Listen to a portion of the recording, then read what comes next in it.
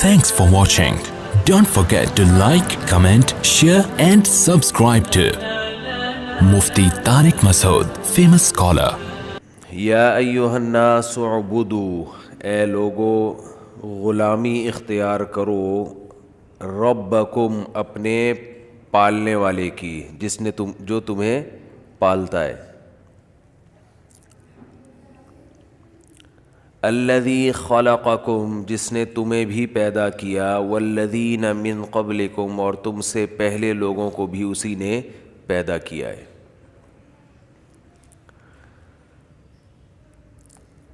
اللہ تعالیٰ نے اس کائنات کو بنایا اور پھر اس میں انسان کو بنایا، پھر انسان کی ہدایت کے لیے، اس کی رہنمائی کے لیے اپنے سفیروں کو بھیجا، پیغمبروں کو بھیجا، اور وہ تمام کے تمام پیغمبر ایک ہی بات بتاتے رہے کہ ایک خدا پر ایمان لے کر آؤ اور اس کی عبادت کرو، اس کی غلامی کرو۔ آج پوری دنیا اللہ کی غلامی سے نکلنے کی کوشش کر رہی ہے۔ دنیا کا سب سے فضول ترین کام عبادت بن گیا ہے۔ گھر میں والدین کی اگر اولاد ہو تو کمانے والے بچے کی قدر ہے، لیکن اگر کوئی دین پہ چل رہا ہے تو اس کی قدر نہیں ہے۔ گھر کا بھی یہی اصول ہے، ملکوں کے بھی یہی اصول ہیں، اور دنیا کے بھی یہی اصول ہیں کہ انسان سے محبت اس بیس پہ کرتا ہے کہ آپ اس انسان کے لیے کیا کرتے ہیں، اس انسان کے لیے آپ کیا خدمت کر رہے ہیں۔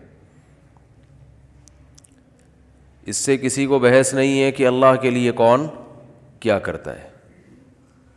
دنیا میں اچھائی اور برائی اسی پہ گھوم رہی ہے کہ آپ کسی کے لیے کیا کرتے ہیں۔ حضرت ابو طالب نے نبی صلی اللہ علیہ وسلم کے جو چچا تھے، انسانیت کی بھلائی کے لیے آپ نے بہت کچھ کیا، لیکن کلمہ پڑھے بغیر دنیا سے گئے۔ تو نبی صلی اللہ علیہ وسلم نے فرمایا میں قیامت کے دن ان کی سفارش نہیں کر سکتا۔ تو ہم اگر اللہ کو مانتے ہیں، اللہ کے پیغمبروں پر ہمارا ایمان ہے، یقین ہے، تو صبح سے لے کے رات تک، رات سے لے کے صبح تک اپنی تمام معمولات کو، تمام ایکٹیویٹیز کو، تمام اعمال کو ہم نے یہ سوچ کے گزارنا ہے کہ ہم اس دنیا میں آزاد نہیں ہیں، بلکہ کسی پیدا کرنے والے کے غلام ہیں، اور اس کی رضا کے آگے ہمیں کسی کی پرواہ نہیں ہونی چاہیے۔ یہ بات خوب اچھی طرح سمجھ لینی چاہیے کہ اسلام کا جو مزاج ہے، مزاج وہ صرف آپ کو اللہ کی غلامی سکھاتا ہے۔ یہی وجہ ہے کہ مجتہدین میں مسائل میں اختلافات بھی ہوتے ہیں، لیکن ان اختلافات کے باوجود دونوں فقہا، دونوں فقیہ، دونوں رائے بالکل ٹھیک ہوتی ہیں، اس لیے کہ دونوں رائے کو فالو کرنے والے کا جو بنیادی مقصد ہے وہ اللہ کی غلامی، بس۔ تو یہ چیز دیکھی جاتی ہے۔ ہم عمل میں الجھ جاتے ہیں۔ میں اکثر اس کی مثال دیا کرتا ہوں، بخاری اور مسلم کی حدیث ہے کہ نبی صلی اللہ علیہ وسلم نے، اس کو خوب اچھی طرح سمجھیں جو بات سمجھائی جا رہی ہے، اللہ کرے ذہن میں اتر جائے۔ نبی صلی اللہ علیہ وسلم نے بنو قریظہ کی طرف ایک لشکر روانہ کیا، اور آپ صلی اللہ علیہ وسلم نے اس لشکر سے فرمایا کہ جب تک بنو قریظہ نہ پہنچ جاؤ عصر کی نماز کسی نے بھی ادا نہیں کرنی، عصر وہاں پہنچ کے پڑھنی ہے۔ صحابہ کرام کو راستے میں اتنی تاخیر ہو گئی کہ عصر کی نماز قضا ہونے لگی، نماز کے قضا ہونے کا خطرہ ہو گیا۔ بعض صحابہ نے یہ کہا کہ نبی صلی اللہ علیہ وسلم کا جو مقصد تھا وہ عصر کی نماز کو قضا کرنا نہیں تھا، عصر کی نماز کو قضا کرنا مقصد نہیں تھا، کیونکہ آپ صلی اللہ علیہ وسلم کو علم تھوڑی تھا کہ نماز راستے میں قضا ہو جائے گی۔ آپ کا مقصد یہ تھا کہ تسلی سے اپنے مقام پہ پہنچ کے ہم نماز ادا کریں گے، راستے میں پڑھنا ٹھیک نہیں ہے، لہذا ہم نماز اب پڑھیں گے کیونکہ نماز قضا کرنے کی اجازت نہیں ہے۔ اور حافظوا علی الصلوات والصلاۃ الوسطی، اللہ تعالیٰ کا ارشاد ہے نمازوں کی حفاظت کرو، خصوصاً درمیانی نماز کی۔ درمیانی نماز کون سی ہے؟ عصر۔ دوسرے فریق نے، صحابہ کی دوسرے گروہ نے یہ کہا کہ نبی کے جو الفاظ ہیں، نبی آپ صلی اللہ رب العزت کے سفیر ہیں، جو بات کہتے ہیں اپنی طرف سے نہیں کہتے، ان ہوا الا وحی یوحی، نبی صلی اللہ علیہ وسلم نے منع کیا ہے کہ راستے میں عصر کی نماز نہیں پڑھنی، تو ہم تو جو کچھ کر رہے ہیں نبی کے حکم پہ کر رہے ہیں، اور نبی کی غلامی کس کی غلامی ہے؟ اللہ کی۔ تو جس اللہ نے نماز کو فرض کیا ہے اسی اللہ نے ہمیں اجازت، ہمارے لیے حکم یہ کہ ہم یہاں نہیں پڑھیں گے۔ دو متضاد رائے سامنے آ رہی ہیں، ایک دوسرے کے بالکل اپوزٹ۔ بات آ رہی ہے سمجھ میں کہ نہیں آ رہی؟ اب یا تو کسی تیسرے کو جج بنایا جاتا جو فیصلہ کرتا، اور سب یہ مان لیتے کہ جو ان کا فیصلہ ہوگا ہم اسے مان لیں گے، تو جج بھی نہیں تھا کوئی۔ ظاہر ہے وہ جج تو نبی صلی اللہ علیہ وسلم ہوتے، آپ سے رابطہ ممکن نہیں تھا۔ تو صحابہ کرام کے دو فریقوں میں، دو جماعتوں میں اختلاف رائے ہوا۔ اب ایسا نہیں ہوا کہ انہوں نے تلواریں نکال کے لڑنا شروع کر دیا، کوئی القابات سے نوازنا شروع کر دیا ایک دوسرے کو، بلکہ انہوں نے جس کی جو رائے تھی اس نے اس رائے پر عمل کیا۔ بعض حضرات کی رائے یہ تھی کہ نماز پڑھنی ضروری ہے، نبی کی حدیث کی انہوں نے تعویل کی ہے۔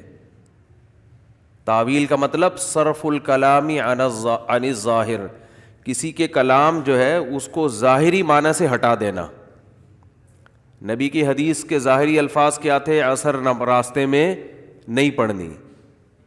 تو دوسرے دلائل کے پیش نظر، کیونکہ قرآن میں عصر کی خصوصی تاکید ہے، اس آیت کے پیش نظر اور نبی کے عام معمول کے پیش نظر کہ آپ نے نماز کبھی قضا نہیں کی ہے، تو اس معمول کے پیش نظر انہوں نے حدیث کے اس ظاہری الفاظ کو، بولو بھائی، پھیر دیا، سمجھ رہے ہو، ہٹا دیا اپنے ظاہر سے، کہ یہاں یہ جو نبی نے حکم دیا کہ راستے میں عصر کی نماز نہیں پڑھنی، یہ اس صورت میں تھا، یہ شرط بڑھا دی انہوں نے کہ بشرطے کہ نماز قضا ہونے کا خطرہ نہ ہو۔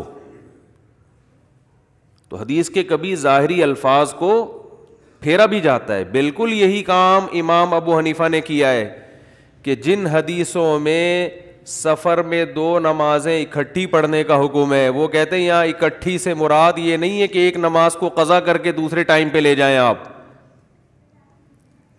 بلکہ اکٹھی کا مطلب یہ ہے کہ ظہر کو عصر کے قریب لے گئے اور عصر کو پہلے لے آئے. ادھر ظہر پڑی, سلام پھیرنے کے بعد تھوڑا سا توقف کیا, ظہر کا وقت قضا ہوا, ساتھ ہی فوراً عصر پڑھ لی. ادھر مغرب پڑھی, مغرب کا سلام پھیرا ہے کہ مغرب کو بالکل اینڈ تک لے گئے, جیسے ہی سلام پھیرا ہے مغرب کا وقت ختم اور فوراً عشاء کی نماز کا ٹائم شروع اور فوراً عشاء پڑھ لی. سوائے حج کے کہ عرفات میں مغرب کی نماز نہیں پڑھی جاتی, وہ مزدلفہ میں جا کے قضا کی جاتی ہے. تو وہ کہتے ہیں کہ حج میں تو حقیقت میں جمع کیا گیا ہے, سفر میں حقیقت میں جمع نہیں, جمع سوری کہتے ہیں کہ سورتن دیکھنے میں ایسا لگ رہا ہے کہ ایک نماز دوسرے ٹائم پہ پڑھی ہے, حقیقت میں نہیں ہے. اور اس پر دلائل ہیں. تو یہ مسئلہ بھی اختلافی ہے. ابھی میرا مقصد یہ مسئلے کو بیان کرنا نہیں ہے, صرف یہ بیان کرنا ہے کہ آپ بخاری اور مسلم کی ایک حدیث دیکھ لی آپ نے اور تمام مجتہدین سے بدگمان ہونا شروع ہو گئے. تو امام ابو حنیفہ رحمہ اللہ نے اس حدیث کو اپنے ظاہر پر نہیں رکھا, اور اس لیے بھی نہیں رکھا کہ اگر اس حدیث کو اپنے ظاہر پر رکھیں کہ جس میں آتا ہے کہ نبی نے 2 نمازیں سفر میں اکٹھی پڑھی ہیں, اپنے ظاہری معنی پر رکھیں کہ ایک نماز کو گویا قضا کیا ہے, تو پھر بخاری اور مسلم کی حدیث میں یہ بات بھی ہے کہ نبی نے بغیر کسی عذر کے بھی مدینہ میں 2 نمازیں اکٹھی پڑھی ہیں, حالانکہ اس کا کوئی بھی قائل, بولو نا کیا ہو گیا بھائی, نہیں ہے. پھر تو بغیر عذر کے بھی یہ عمل جائز ہو جائے گا جیسے کہ شیعہ حضرات کرتے ہیں. لیکن اس پر پھر اشکال یہ ہوگا کہ اگر بغیر عذر کے بھی 2 نمازیں آپ اکٹھی پڑھ سکتے ہیں, اکٹھی کا مطلب کہ ایک نماز کو قضا کر کے دوسرے ٹائم پر پڑھ لیں, تو پھر یہ جو 5 نمازوں کے 5 اوقات بیان کیے گئے ہیں اور ان کی تاکید کی گئی ہے اور حفاظت کا حکم دیا گیا ہے, پھر یہ تمام دلائل کالعدم ہو جاتے ہیں. بہت مشکل ہے بات سمجھانا. ان الصلاۃ کانت علی المؤمنین کتابا موقوتا, بے شک نماز مومنین پر مقررہ اوقات میں فرض ہے. تو اس سے 5 نمازیں مراد ہیں.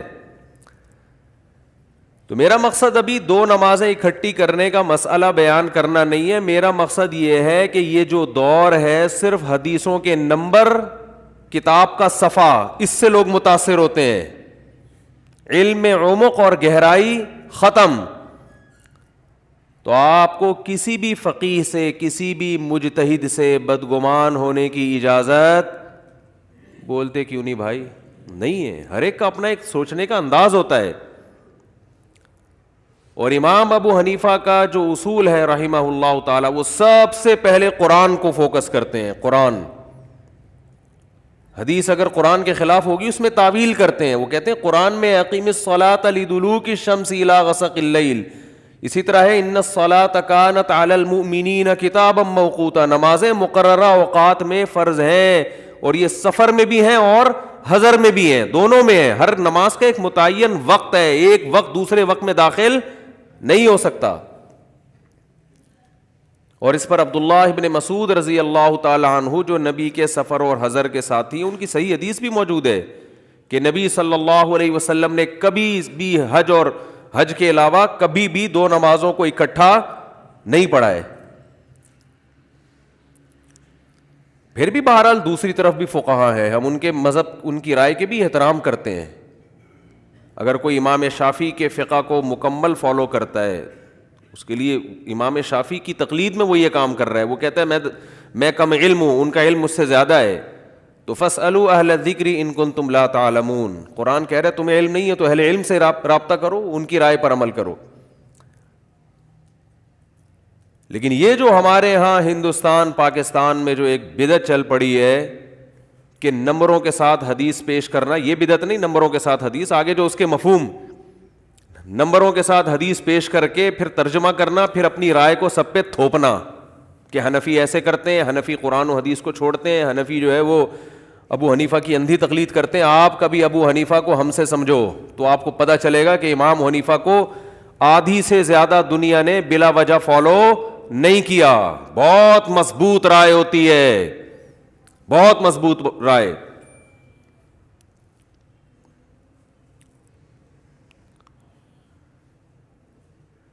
تو بڑے بڑے محدثین ہیں جو امام ابو حنیفہ کو فالو کیا کرتے تھے, ان کی تقلید کیا کرتے تھے. ان سے جب پوچھا جاتا کہ آپ خود اتنے بڑے محدث ہیں اور آپ ابو حنیفہ کی رائے پر عمل کرتے ہیں, وہ کہتے ہیں ما سمعنا رأیا احسن من رأی ابی حنیفہ, ہم نے ابو حنیفہ کی رائے سے بہتر رائے نہیں دیکھی. بہت معتدل, ہر طرف سے دلائل میں غور و فکر کر کے. تو خیر بات یہ چل رہی تھی کہ رسول اللہ صلی اللہ علیہ وسلم نے اس فریق کو حکم دیا کہ بنو قریظہ پہنچنے سے پہلے عصر کی نماز, بولو بھائی, نہیں پڑھنی. اب یہ دو نمازوں کا اکٹھا ہونے کا مسئلہ آ ہی گیا تو ایک اور چھوٹی سی بات بتا کے بس آگے چلتا ہوں کہ دو نمازیں جو فقہا یہ بھی جائز بھی کہتے ہیں نا, سفر میں دونوں کو ایک کو دوسرے وقت میں داخل کر کے پڑھا جائے, جو جائز بھی کہتے ہیں. جیسے امام شافعی, امام احمد بن حنبل کی رائے یہی ہے کہ جائز ہے, تو وہ بھی اس کو ثواب کا کام نہیں سمجھتے, گنجائش دیتے ہیں, گنجائش. ان کے ہاں بھی اصل سنت اور افضل عمل یہی ہے کہ ہر نماز اپنے ٹائم پہ سفر میں بھی پڑھی جائے. اور یہ کیونکہ علامہ ابن قیم رحمہ اللہ نے لکھا ہے کہ یہ کام جو سفر میں دو نمازیں اکٹھی پڑھنا, نبی نے یہ عمل متواتر سنت نہیں ہے, بہت کم ہوا ہے, یہ بہت شدید عذر میں یہ کیا ہے آپ صلی اللہ علیہ وسلم نے. جبکہ ہم اپنے اہل حدیث بھائیوں کو دیکھتے ہیں کہ وہ جب بھی سفر کر رہے ہوتے ہیں دو نمازیں اکٹھی پڑھ رہے ہوتے ہیں. تو یہ خود نبی کے عمل کے خلاف ہے, یہ بہت کم ہوا ہے, یہ عام معمول نہیں تھا. جبکہ سفر میں 4 کی 2 پڑھنا یہ نبی نے ہمیشہ پڑھی ہے. ایک حدیث بھی ہمارے سامنے ایسی نہیں ہے کہ نبی صلی اللہ علیہ وسلم نے سفر میں قصر نہ کی ہو, آپ نے 4 رکعتوں کو پورا 4 پڑھا ہو. ایک بے غبار روایت بھی, سری روایت بھی ہمارے پاس موجود نہیں ہے. تو سفر میں 4 کی 2 پڑھنا تو سنت متواترہ ہے, لیکن 2 نمازوں کو جمع کرنا یہ افضل نہیں ہے. افضل یہی ہے کہ اس میں آپ ہر نماز اپنے ٹائم پہ پڑھیں. لیکن ہم دیکھ رہے ہیں کہ اس کا تو ایک ایسا رواج چل پڑا ہے کہ, اور ویسے بھی عقلی لحاظ سے اگر دیکھا جائے کہ اسلام نے جو سفر میں گنجائش دی ہے کہ 4 کی 2 پڑھو, وہ گنجائش اسی لیے دی ہے کہ نماز اپنے وقت سے ٹالنے کی نوبت نہ آئے. یعنی اگر آپ عقلی لحاظ سے دلیل نظر جس کو کہتے ہیں کہ وہ رخصت دی ہی اسی وجہ سے گئی ہے کہ مختصر کرنے کا مقصد ہی کیا ہوتا ہے کہ اس مختصر چیز کی حفاظت کرنا آسان ہوتا ہے. تو حفاظت کا مطلب اپنے وقت پہ پڑھنا. خیر اختلافی مسئلہ ہے, ہم اختلافی مسائل میں شدت کے قائل نہیں ہیں. ہمارا مقصد ان لوگوں پہ رد کرنا ہے جو ایک رائے کو سمجھتے ہیں کہ بس 100% یہی درست ہے, اس کے علاوہ سب کیا کر رہے ہیں. آدھی امت جو تھی وہ معاذ اللہ وہ بے وقوف تھی. تو نبی صلی اللہ علیہ وسلم نے صحابہ کو حکم دیا کہ بنو قریظہ پہنچنے سے پہلے عصر کی نماز نہیں پڑھنی. بعض نے پڑھی اور بعض نے نہیں پڑھی. جنہوں نے پڑھی انہوں نے نبی کی حدیث کے ظاہری الفاظ کو فالو کیا, سمجھ رہے, دوسرے دلائل کو نہیں دیکھا. انہوں نے کہا یہ خود ایک مستقل دلیل ہے کہ ہم نے نہیں پڑھنی, بس نبی کا حکم ہے. جنہوں نے پڑھی انہوں نے نبی کے ان الفاظ کو دوسرے دلائل سے تقابل کیا اور ان الفاظ میں تعویل کی. تعویل کا مطلب ایک شرط کا اضافہ کر دیا کہ نبی کا جو یہ حکم تھا کہ بنو قریظہ پہنچنے سے پہلے عصر نہیں پڑھنی, یہ حکم اس صورت میں تھا کہ نماز قضا نہ ہو, اپنے وقت پہ پڑھنے کا ٹائم بھی مل جائے, لہذا ہم نماز پڑھیں گے اگرچہ نبی کے حدیث کے بظاہر خلاف ہی کیوں نہ ہو. یہ دونوں فریق جب نبی صلی اللہ علیہ وسلم کی خدمت میں حاضر ہوئے سفر سے واپسی پہ، تو آپ نے کسی کو بھی ملامت بولتے کیوں نہیں بھائی نہیں کیے. اب جو میں اصل بات سمجھانا چاہ رہا ہوں اس کو کھوپڑی میں بٹھانا چاہیے ہم سب کو. دیکھو اس سے بڑا اختلاف اسلام میں ہو نہیں سکتا، کیونکہ اسلام میں سب سے اہم ترین حکم کیا ہے؟ نماز. اس سے بڑا اختلاف ہو سکتا ہے؟ کیونکہ توحید کے بعد سب سے پہلا حکم اور سب سے اہم حکم جس کے بارے میں قبر میں سب سے پہلے سوال ہوگا وہ کیا ہے؟ نماز. حضرت عمر بن عبد العزیز کا مشہور مقولہ ہے، ان اہم امورکم عندی الصلاۃ من حفظها فهو لما سواها احفظ ومن ضیعها فهو لما سواها اضیع.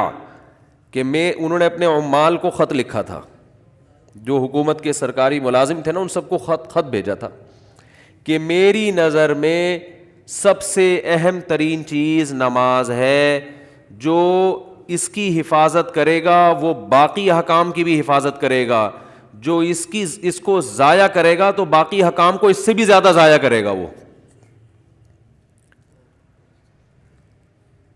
دیکھیں باپ نے ایک بات بہت تاکید سے آپ کو کہی ہو، بہت زیادہ وصیتیں کی ہوں کہ یہ کام کرنا ہے، یہ لازمی کرنا ہے، یہ لازمی کرنا ہے، آپ نے وہی نہیں کیا، تو لوگ کہیں گے باقی تو چھوٹے موٹے حکام ہیں وہ تو ویسے ہی، اب تو وہ تو اس پر تو ویسے بھی عمل نہیں کرے گا. جب اتنی اہم حکم کو توڑ دیا تو اس سے چھوٹے حکم کو تو توڑنا اور آسان ہوتا ہے نا. تو حضرت عمر بن عبد العزیز نے کیا فرمایا کہ جو نماز چھوڑے گا تو اسلام کے باقی حکام کی وہ دھجیاں اس سے زیادہ اڑائے گا. وراثت تو بہت دور کی چیز ہے، بہنوں کو وراثت دینا اور باقی برائیوں سے بچنا، وہ سب سے اہم تو یہ ہے. تو اب آپ بتاؤ اسلام میں سب سے اہم حکم توحید کے بعد کیا ہے؟ یعنی اسلام لانے کے بعد نماز ہے. اور صحابہ کا اختلاف جو ہوا کس مسئلے میں ہوا؟ نماز کے مسئلے میں. پھر نماز میں اختلاف میں بھی سب سے اہم اختلاف نماز پڑھنا یا نہ پڑھنا ہے، کیونکہ نماز کے طریقوں میں اختلاف یہ کم درجے کا ہے. پڑھ تو رہا ہے نا کہ رفع الیدین سے پڑھنا ہے یا رفع الیدین کے بغیر پڑھنا ہے، زور سے آمین کہنا ہے کہ آہستہ آمین کہنا ہے، ٹانگیں چوڑی کرنی ہے کہ پتلی کرنی ہے، ہاتھ یہاں باندھنے ہیں کہ یہاں باندھنے ہیں. یہ کم درجے کا اختلاف ہے. ایک اختلاف یہ ہے کہ رکعتوں میں اختلاف ہو جائے کہ 4 پڑھنی ہے کہ 2 پڑھنی ہے، یہ تھوڑا اور بڑا اختلاف ہے. اور ایک اختلاف یہ کہ اس پہ ہو جائے کہ پڑھنی ہے کہ نہیں پڑھنی، یہ اس سے بھی زیادہ. بولتے کیوں نہیں بھائی؟ یہ ٹیکنیکل پوائنٹ ہیں، ان کو یہ کتابوں میں نہیں ملیں گے آپ کو، ان کو نوٹ کر لیا کریں. نماز پڑھنی ہے کہ نہیں پڑھنی، سرے سے عدم اور وجود میں اختلاف ہو رہا ہے. ہمارے تو اس سے کم درجے کے پھڑنے ہیں، ہمارے جو جھگڑے ہیں نا، ہم تو یوں کرنا ہے کہ نہیں کرنا ہے. پھر جو کہتے ہیں یوں کرنا ہے وہ کہتے ہیں نہیں بھی کرو تو ہو جائے گی بہرحال، لیکن کر لو. ہم کہتے ہیں بھائی نہ کرنا بہتر ہے. نبی کی آخری نماز کیا تھی؟ نہ کرنے والی. دلائل دونوں طرف ہیں، اختلافی مسئلہ ہے، اس میں کسی ایک طرف شدت جائز نہیں ہے. ہمارے پاس اپنے دلائل ہیں، زور سے آمین ہے، آہستہ آمین ہے، ٹانگیں چوڑی ہیں، پتلی ہیں. یہ بہت کم درجے کا اختلاف ہے. بڑا اختلاف یہ تھا کہ پڑھنی بھی ہے کہ نہیں پڑھنی.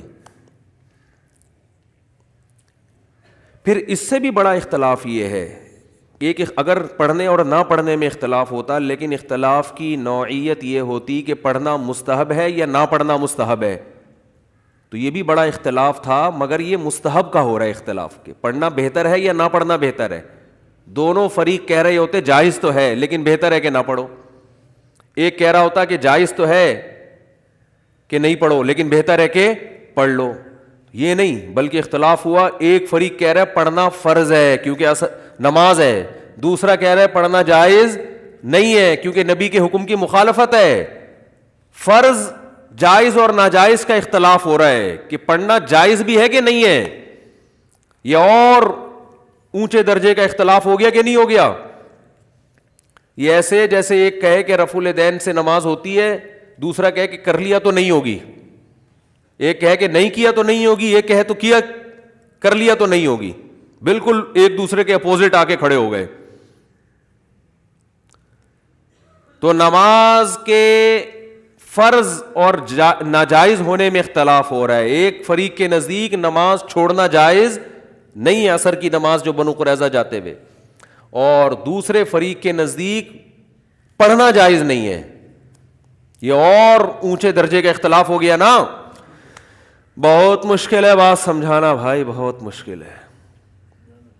اور نماز کی سنتوں کے بارے میں نہیں ہو رہا اختلاف کہ پہلے 4 سنت پڑھنی ہے کہ نہیں پڑھنی, بعد میں 2 سنت پڑھنی ہے کہ نہیں پڑھنی, نا فرض نماز کے بارے میں یہ اور اونچے درجے کا اختلاف. اور پھر نماز بھی کون سی؟ وہ نماز جس کو قرآن نے خصوصیت کے ساتھ ہائی لائٹ کیا ہے, حافظوا علی الصلوات والصلاۃ الوسطی, نمازوں کی حفاظت کرو, 5 نمازوں کی, خاص طور پر درمیانی نماز کی. تو درمیان میں اثر آتی ہے, یعنی وہ پہلا نماز, اور نماز میں بھی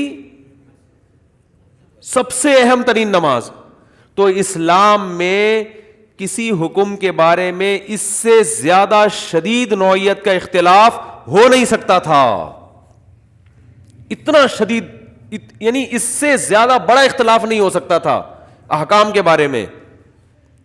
اس کے باوجود 2 متضاد رائے کو نبی صلی اللہ علیہ وسلم نے درست قرار دیا. کسی پر بھی ملامت بولتے کیوں نہیں بھائی؟ بولنا پڑے گا آپ کو. اب کسی پہ بھی ملامت نہیں کی ہے آپ نے.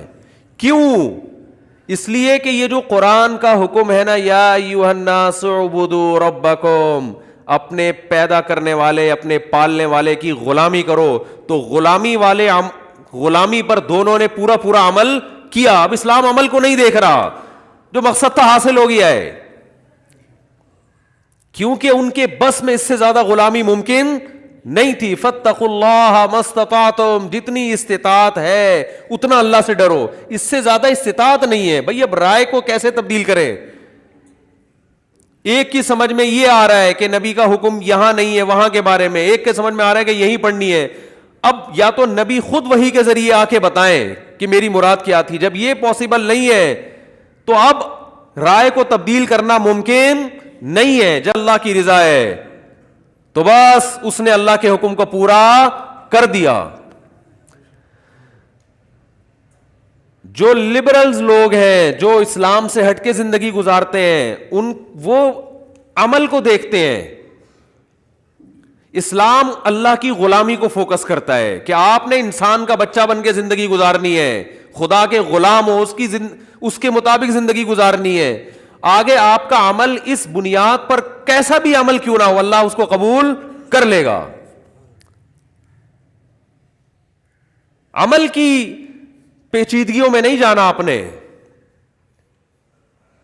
عمل کی بیس یہ ہونی چاہیے کہ اللہ کی رضا, اللہ کی غلامی, عبودیت, بس.